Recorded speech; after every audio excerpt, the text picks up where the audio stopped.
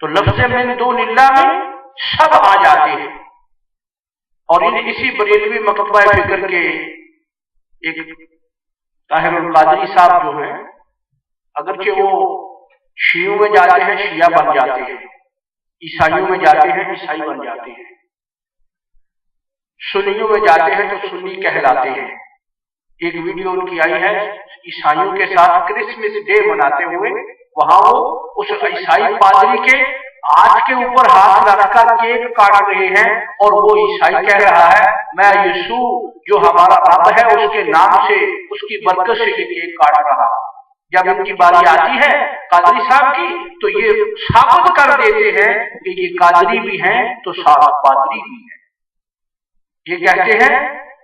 جو مسلمان عیسیٰ علیہ السلام کو نہ مانے وہ مسلمان نہیں ہو سکتا، لیکن اس کی زبان یہ نہیں کہتی کہ جو عیسائی محمد رسول اللہ کو نہ مانے وہ کیسے نصرانی اور کیسے صحیح ہو سکتا ہے. پھر کہتا ہے عیسائی نان مسلم نہیں ہے، کہتا ہے یہ عیسائیوں کو نان مسلم کافر نہیں تم کہہ سکتے، وہ اہل کتاب ہے. تو یہ شخص جو ہے یہ بڑے عجیب پہرائے میں لوگوں کو گمراہ کر رہا ہے. اور حال ہی میں بھی اس کی ایک شیعوں کے مامباڑے میں اس کا ایک درس ہوا ہے، وہاں اس نے وہ موضوع اور منکھڑ اور کسی شیعہ غالی کی بنائی ہوئی حدیث پڑھ کر لوگوں کو کہا ہے کہ علی رضی اللہ عنہ کے چہرے کو دیکھنا عبادت ہے. حضرت عائشہ صدیقہ کے نام سے وہاں یہ حدیث سناتا ہے، کہتا ہے یہ صحیح حدیث ہے. پھر کہتا ہے کہ علی کا ذکر عبادت ہے. حالانکہ ابن کثیر رحمہ اللہ نے جس کو خود یہ قادری صاحب مانتا ہے کہ وہ ابن کثیر محدث بھی ہے، مورخ بھی ہے، مفسر بھی ہے، اسی ابن کثیر نے لکھا ہے یہ کسی شیعہ کی بنائی ہوئی حدیث ہے. اسی ابن کثیر نے لکھا ہے کہ یہ سب منکر باتیں ہیں جو کہیں ثابت نہیں ہے. جو منکر چیزیں ہیں ان کو یہ لوگ نقل کر کے صحیح احادیث سے اور قرآن مجید کی آیات سے اعراض کر رہے ہیں اور لوگوں کو گمراہ کر رہے ہیں. لیکن ایک بات ایک دفعہ اس کی بہت پہلے یہاں میرا ایک آدمی سے تھوڑا مناظرہ ہوا تھا، یہ سبز پکڑی والا تھا وہ آدمی. یہاں تو وہ سفید پہنتا تھا تو نبی کریم صلی اللہ علیہ وسلم کی ذات کے بارے میں جو بریلویوں کا عقیدہ ہے کہ اللہ تعالیٰ نے ان کو سب کچھ دے دیا ہے،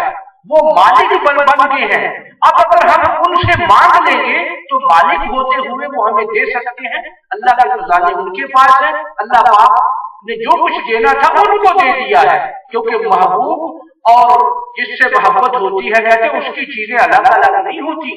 گویا جو اللہ کے خزانے ہیں وہ نبی کے ہاتھ میں ہے. تو اس سے بات چیت چلی تھی الحمدللہ، کافی ہم نے اس کو اپنی اس کی دلیلوں میں اس کو یعنی اس کو وہ ماننے پہ مجبور ہو گیا تھا، بلکہ ایک طرف سے اس نے مان ہی لیا تھا، قبول کر لیا تھا کہ واقعہ اللہ پاک نے جو قرآن میں فرمایا ہے، جو حدیثوں میں آپ صلی اللہ علیہ وسلم نے صحیح احادیث میں وضاحت کی ہے وہی صحیح ہے. مان گیا تھا وہ آدمی، لیکن آگے اس نے کیا اظہار کیا وہ الگ بات. تو ایک موقع پر چلتے چلتے اس نے یہ قادری صاحب کی کہانی ایک سیڑھی ہے کیسٹ تھی تو وہ سنی. تو ایک بات قادری صاحب نے توحید کے بارے میں بیان فرماتے ہوئے تقریباً ٹھیک ہی کہی تھی. انہوں نے بھی کہا تھا کہ من دون اللہ سے مراد ہر وہ چیز ہے جس کی اللہ کے سوا عبادت کی جائے. تو یہ قادری کا بریلویوں سے انوکھی بات تھی، ورنہ بریلی من دون اللہ سے لوگ کہتے ہیں بتوں کو پوجے جو جھوٹے خدا بنا دے. کہتے ہم کو جھوٹے خدا تو نہیں بناتے، ہم تو کہتے ہیں اللہ وحدہ لا شریک ہے، ہم تو کہتے ہیں اللہ تعالیٰ کے سوا کوئی عبادت کے لائق نہیں، ہم تو کہتے ہیں کہ محمد صلی اللہ علیہ وسلم اللہ کے بندے ہیں اور رسول ہیں، لیکن ہم اللہ کے دیے سے مانگتے ہیں. تو بات ذہن نشین رکھیے، من دون اللہ سے مراد ہر وہ ہستی ہوگی. اور یہ بھی مجھے یاد پڑتا ہے قادری صاحب نے اس تقریر میں کہا تھا کہ توحید میں مجاز نہیں چلے گا. باقی چیزوں میں تو مجاز ہو سکتا ہے کہ کہہ دیا جائے یہ مجازی خدا ہے، یہ مجازی خدا ہے، اللہ ہے. کہتا ہے توحید میں یہ نہیں کہا جائے گا کہ یہ مجازی طور پہ الہ ہے. شاید اس وقت کچھ سمجھ ان کی درست ہوگی، اس وقت کچھ مطالعہ اچھا ہوگا. آج کل تو وہ ایسے تلے ہوئے ہیں کہ ڈھونڈ ڈھونڈ کر وہ احادیث اور وہ جگہ قرآن مجید کے وہ آیات جہاں سے معنی کچھ ہو سکتا ہے، یا وہ احادیث جہاں کہیں نبی کریم صلی اللہ علیہ وسلم کے کسی معجزے کا سہارا لے کر وہ ایسی باتیں بیان کر کے لوگوں کو یہ باور کرا رہے ہیں کہ واقعہ جو ہمارا سلوک کا عقیدہ ہے یہ درست ہے۔ اولیاء کے عرصوں کے بارے میں بڑے عجیب ان کے فتوے آ رہے ہیں، اور اسی طرح نبی کریم صلی اللہ علیہ وسلم کے بارے میں اور اولیاء کی شان کے بارے میں بڑی عجیب باتیں ہیں۔ خیر وہ ہم کسی دوسرے موقع پر اس کی وضاحت بھی کرنی ہے ہم نے، بفضل اللہ و رحمت، بتوفیق اللہ و فضل۔ انشاءاللہ یہ جو سلسلہ ہے اللہ کرے یہ چلتا رہے، جن احباب کی سعی اور کوشش سے یہ سلسلہ جاری ہے، اللہ تعالیٰ کو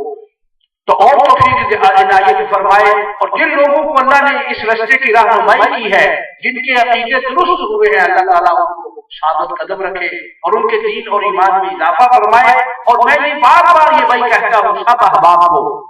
کہ آپ سنو ان لوگوں کی باتیں، ان کی تقاریر کو سنو اور اس کو قرآن اور حدیث کی کسوٹی پہ پڑھو،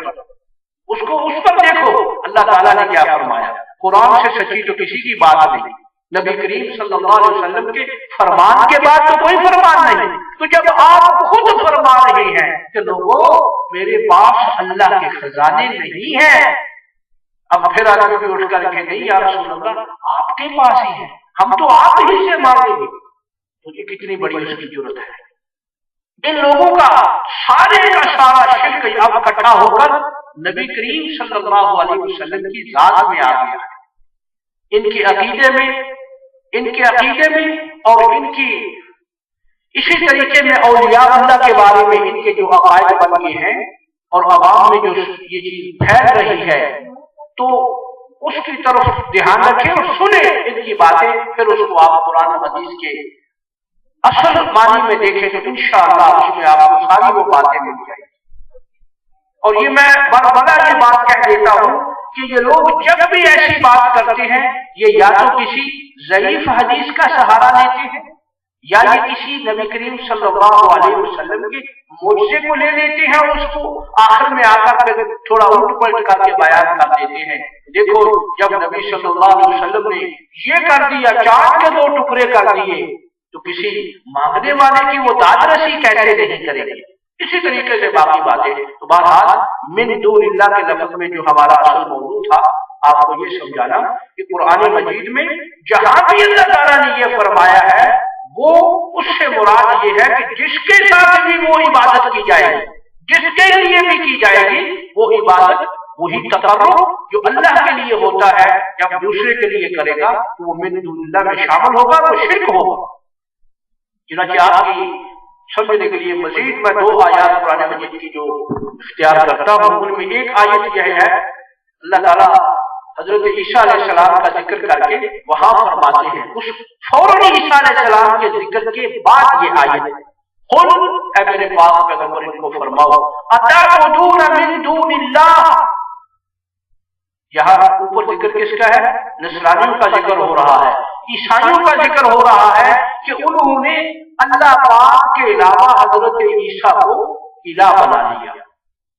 حضرت عیسیٰ کو اللہ پاک کی ان صفتوں کا حامل سمجھ لیا، ان کو لجپال سمجھ لیا، ان کو داتا اور مشکل کشا مان لیا، الہ کی صفتیں انہیں دے دی۔ تو اللہ پاک نے فرمایا کہ دیکھو عیسیٰ ایک رسول تھے، اللہ کے رسول تھے،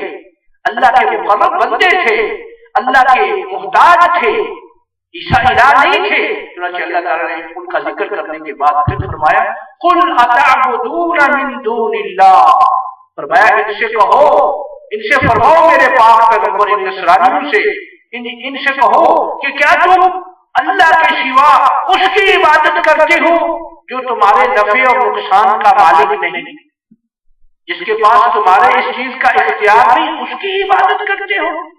اب یہاں من دون اللہ سے مراد آپ کسی بھی تفسیر میں دیکھیں یہاں بدھ نہیں لکھا، عیسیٰ علیہ السلام لکھا ہے کہ عیسیٰ علیہ السلام کی جو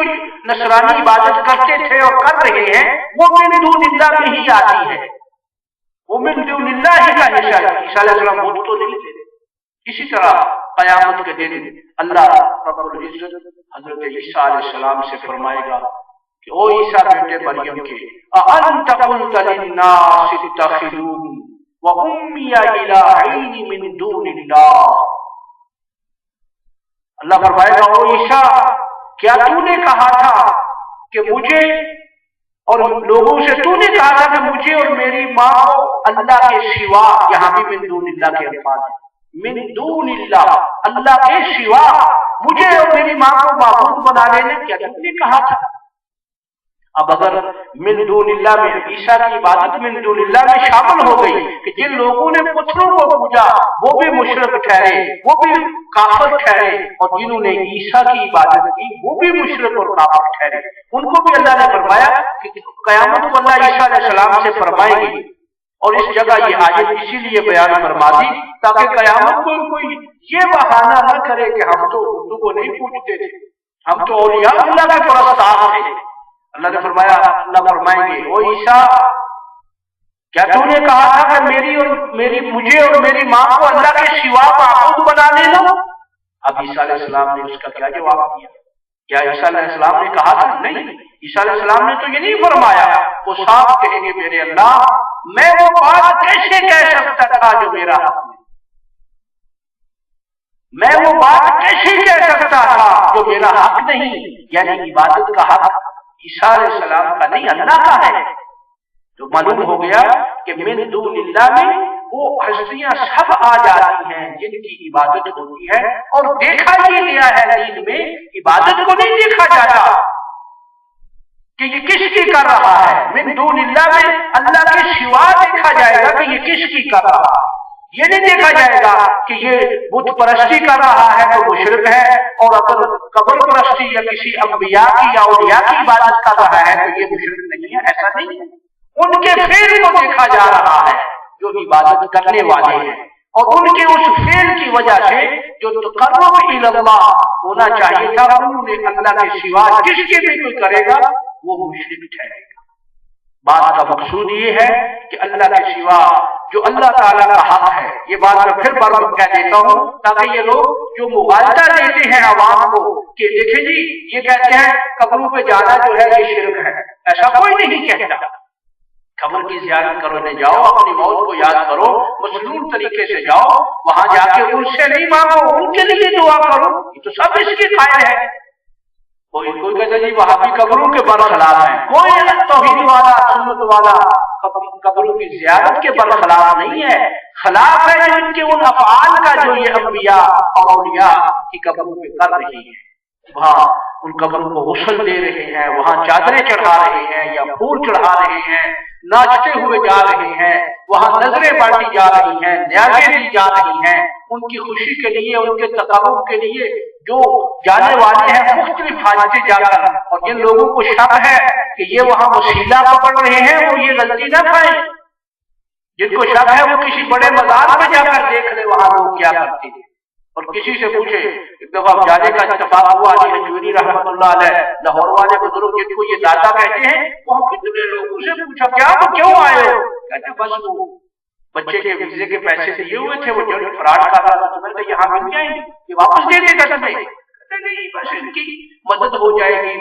کچھ ان کی توجہ سے کام ہو جائے گا۔ اور اسی طریقے سے کوئی کہتا ہے اولاد نہیں ہو رہی تو یہاں آنے سے اولاد مل جائے گی، کوئی کہتا ہے جوا ہار گیا ہوں یہاں بزرگ کے پاس آیا ہوں ایسا بات ہاروں گا نہیں، کوئی کہتا ہے شرط لگائی ہوئی ہے، کوئی کہتا ہے لاٹری ڈالی ہوئی ہے، کوئی کہتا ہے کہ وہ بچہ جو ہے آخری سال میں ہے، ایم ایس سی کر رہا ہے، اسے نوکری مل جائے گی، کوئی کچھ کہتا ہے، کوئی کچھ کہتا ہے۔ تو یہ ساری کی ساری باتیں بھائی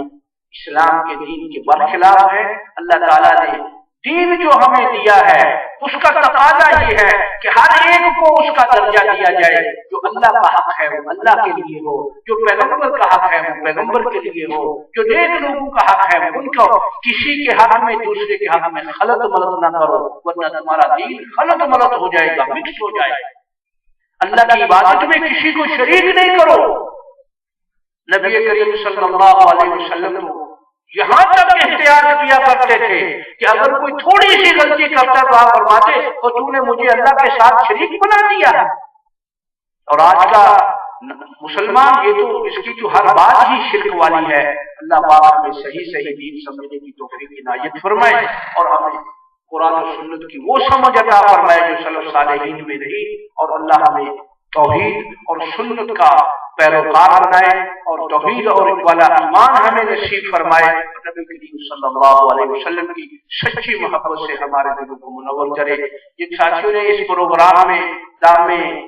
درے میں سخنے جس لحاظ سے جس نے جو حصہ ڈالا ہے, جس لحاظ سے جس نے محنت کیا, اللہ اس کی محنت کو قبول فرمائے. جن لوگوں کو اللہ تعالیٰ نے راہ حق نصیب فرمائی ہے ان کو اللہ تعالیٰ ثابت قدم رکھے. اور میں یہ پھر بھی کہتا ہوں بھائی, آئندہ بھی آپ بے شک سب کی تقریریں سنیں, سب کی باتیں سنیں, پھر ان کو قرآن و سنت کی کسوٹی پہ پرکھ لیں, حق آپ کو صاف نظر آ جائے گا. وآخر دعوانا ان الحمد للہ رب العالمین وصلی اللہ وسلم وبارک علی نبینا محمد وعلى آلہ وصحبہ اجمعین.